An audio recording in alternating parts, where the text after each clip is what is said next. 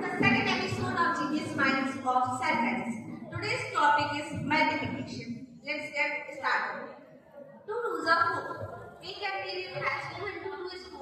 2 times of 2 is 4. Twice of 2 is 4. For example, 3 4s are 12. 3 times of 4 is 12. Thrice of 4 is 12. So I feel today's concept is clear. But एक चीज तो बहुत interesting है. 3 4s are 12 में ये जा कौन है? ये जा कुछ भी नहीं है.